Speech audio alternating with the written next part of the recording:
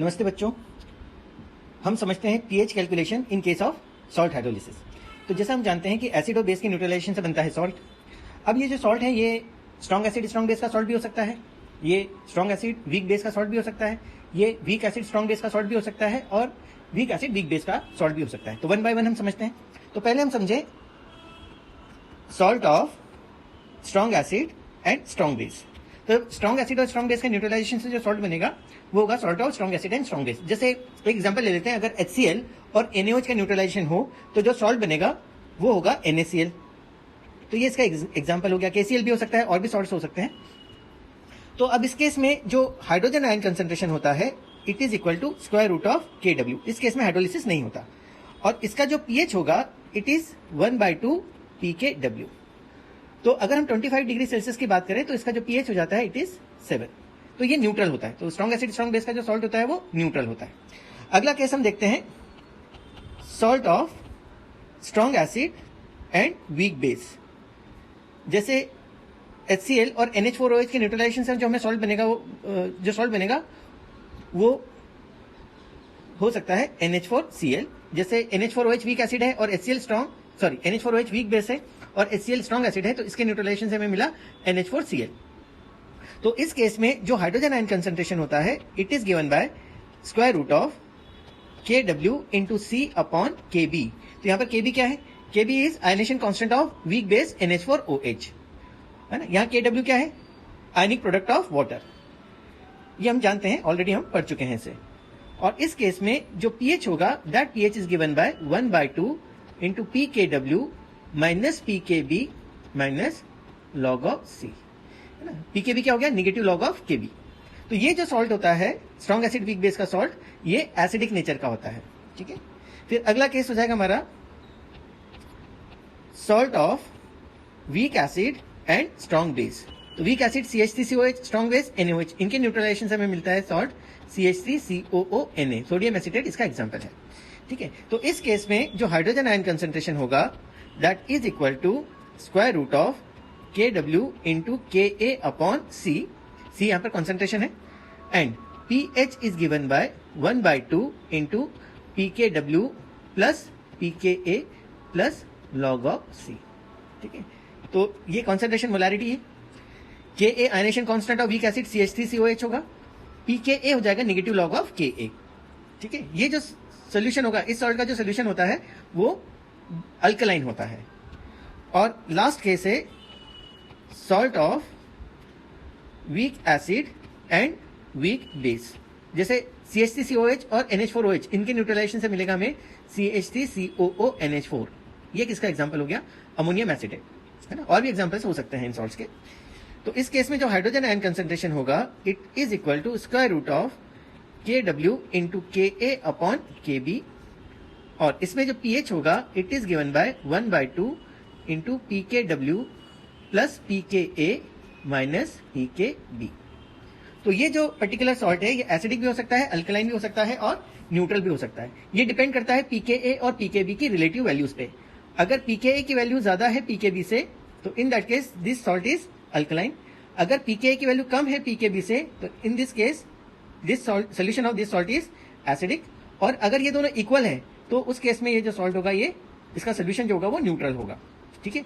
अच्छा, एक बात और समझने की है इसमें, वो ये है कि इसका जो pH होता है वो कंसंट्रेशन पे डिपेंड नहीं करता। अगर इसका कंसंट्रेशन बदल दिया जाए तो भी pH पे फर्क नहीं पड़ेगा, लेकिन इन सॉल्ट्स का जो है वो pH पर फर्क पड़ता है। इनका pH जो है वो कंसंट्रेशन के साथ में बदल सकता है, कंसंट्रेशन का pH पे फर्क पड़ सकता है। तो ये जो हमने एग्जांपल्स देखे हैं, इन एग्जांपल्स में एन फैक्टर की वैल्यू 1 है, तो यहाँ पर जो कॉन्सेंट्रेशन है वो आप मोलैरिटी भी रख सकते हैं, नॉर्मेलिटी भी रख सकते हैं, ठीक है। तो वैसे नॉर्मेलिटी रहता है, तो यहाँ पर कॉन्सेंट्रेशन जो रहेगा वो आप अगर मोलैरिटी दिया है तो इस केस में मोलैरिटी और नॉर्मेलिटी सेम होगा। अच्छा, इसमें कुछ एग्जांपल्स हम देख लेते हैं। तो find pH of 0.1 molar solution of NH4Cl। pKb for NH4OH is 4.74। अब इसका सोल्यूशन हम देखें तो ये जो सॉल्ट है this is salt of strong acid and weak base. तो इसका तो हम डायरेक्ट रिलेशन देख चुके हैं, pH is equal to 1/2 into pKw minus pKb minus log of C। अब यहाँ पर जो कॉन्सेंट्रेशन है C is equal to 0.1 which is equal to 10⁻⁻1 mole per litre, और मैंने आपको बताया कि मोलारिटी और नॉर्मेलिटी इस पर्टिकुलर केस में सेम रहेगी। ठीक है, तो वैल्यूज रख दें अगर, तो ये आ जाएगा pH इज इक्वल टू 1/2, कुछ मेंशन नहीं किया जाए तो 25 डिग्री सेल्सियस ले लेते हैं, और इस केस में pKw की वैल्यू हो जाती है 14 माइनस 4.74 माइनस लॉग ऑफ 10⁻⁻1। तो this is equal to 1/2 into 14 minus 4.74 minus of -1, तो this is equal to 1/2 into 14 minus 4.74 plus 1। ठीक है, इसे आप सॉल्व कर लेंगे तो pH आ जाएगा। ठीक है, okay, next example, 0.5 mole each of CH3COOH and NaOH added to 1 liter water. Find hydrogen ion concentration of the solution. Ka for CH3COOH is equal to 1.8 into 10⁻⁵। अब देखिए ये जो है ये डायरेक्ट नहीं है क्वेश्चन, इसमें आपको डायरेक्टली सॉल्व नहीं दिया हुआ है। इसमें ये कहा गया है कि 0.5 mole each of acetic acid and NaOH added to 1 litre. तो पहले हमें देखना पड़ेगा, क्योंकि एसिटिक एसिड और NaOH आपस में रिएक्ट करेंगे, तो रिएक्शन के बाद में क्या बनता है पहले तो उसे हमें देखना पड़ेगा। तो इसमें हम देखें CH3COOH plus NaOH, acid base का न्यूट्रलाइजेशन होगा, और ये दे देगा CH3COONA प्लस H2O। अब हम ये जानते हैं कि एसिड का N मोल NaOH के N मोल से रिएक्ट करके सोडियम एसिटेट का N मोल बना लेगा। अब इनिशियली दोनों के 0.5 मोल्स प्रेजेंट है, तो फाइनली क्या होगा, जब रिएक्शन कंप्लीट होगी तो ये 0.5 पूरा कंज्यूम हो जाएगा, ये 0.5 पूरा कंज्यूम हो जाएगा, मतलब CH3COH का 0.5 मोल पूरा कंज्यूम हो जाएगा, NaOH का 0.5 मोल पूरा कंज्यूम हो जाएगा, और बन जाएगा 0.5 मोल ऑफ CH3COONA। तो मतलब ये है कि जो कॉन्सेंट्रेशन होगा, अब सोल्यूशन में क्या बचेगा, CH3COONA, इसका कॉन्सेंट्रेशन, इसको हमने कहा C, ये कितना होगा, मोल्स अपॉन वॉल्यूम। मोल्स कितने बन गए इसके 0.5, और वॉल्यूम कितना है इसका वॉल्यूम है 1 लीटर, तो this is 0.5 mole per litre. Again normality और मोलारिटी बराबर है। ठीक है, अब इस केस में हमें चाहिए हाइड्रोजन आयन कंसेंट्रेशन। तो हाइड्रोजन आयन कंसेंट्रेशन का रिलेशन हम देख चुके हैं for solution of the salt of weak acid and strong base. ये रिलेशन क्या था, KW into KA upon C। तो this is equal to square root of KW 10⁻⁻14 into KA given है 1.8 into 10⁻⁻5 divided by C। Concentration कितना है हमने निकाला 0.5। इसे आप सॉल्व करोगे तो इतना मोल पर लीटर कंसेंट्रेशन आ जाएगा हाइड्रोजन आयन का। ओके, एक एग्जांपल और देख लेते हैं। pH of 0.5 molar solution of CH3COONH4 ammonium acetate is 7।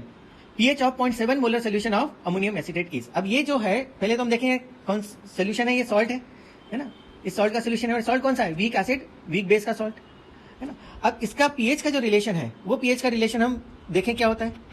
तो इसका जो pH होगा, this is equal to 1/2 into pKw plus pKa minus pKb। तो हमने ये पहले भी समझा है कि KW पे, KA पे और KB पे डिपेंड करता है, ये कॉन्सेंट्रेशन पे डिपेंड ही नहीं करता इसका pH। मतलब 0.5 मोलर सोल्यूशन के कॉन्सेंट्रेशन के साथ में, मतलब 0.5 मोलर सोल्यूशन का जो pH होगा वही 0.7 मोलर सोल्यूशन का pH होगा, है ना, क्योंकि यहां पर कंसेंट्रेशन पे डिपेंडेंसी नहीं है। तो अगर 0.5 मोलर सोल्यूशन का pH 7 है तो 0.7 मोलर सोल्यूशन का pH भी 7 ही होगा। तो इसका जो सही आंसर होगा वो होगा ऑप्शन नंबर 3। होप आपको बेसिक एप्लीकेशंस सॉल्ट हाइड्रोलिसिस के और pH कैलकुलेशन के समझ में आ गए होंगे। Thank you very much.